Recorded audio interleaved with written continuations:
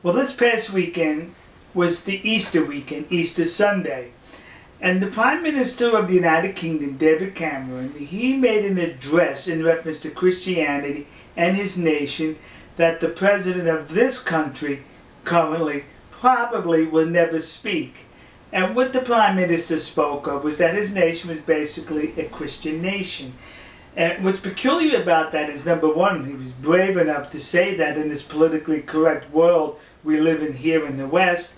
In addition, that his country was not founded by Christians on Christian principles, whereas in these here United States of America, this early exploration and the founding of this country was by Christians on Christians principles, yet political correctness, popular culture, the Democratic Party, and this president seems to be in denial.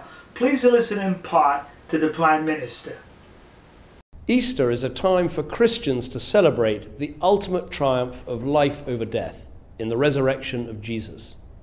And for all of us, it's a time to reflect on the part that Christianity plays in our national life.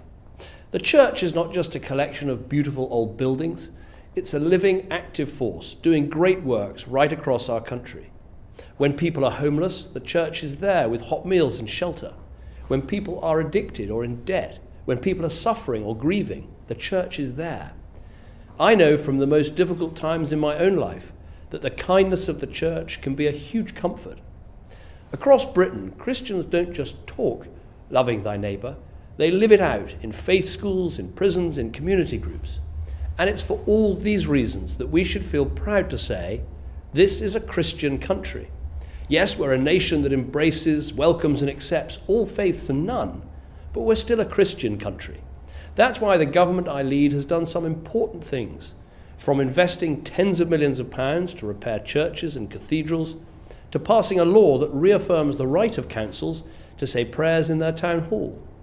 And as a Christian country, our responsibilities don't end there. We have a duty to speak out about the persecution of Christians around the world too.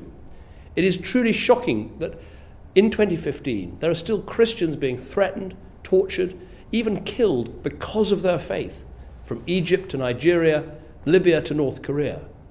Across the Middle East, Christians have been hounded out of their homes, forced to flee from village to village, many of them forced to renounce their faith or brutally murdered. To all those brave Christians in Iraq and Syria who are practicing their faith or sheltering others, we must say, we stand with you. This government has put those words into action, whether getting humanitarian aid to those stranded on Mount Sinjar or funding grassroots reconciliation in Iraq. And in the coming months, we must continue to speak as one voice for freedom of belief. So this Easter, we should keep in our thoughts all those Christians facing persecution abroad and give thanks for all those Christians who are making a real difference here at home. On which note, I'd like to wish you and your family a very happy Easter. Gee, can he run for president here? We'll see you. God bless you. God bless America. And God bless the nation you happen to be in. See ya.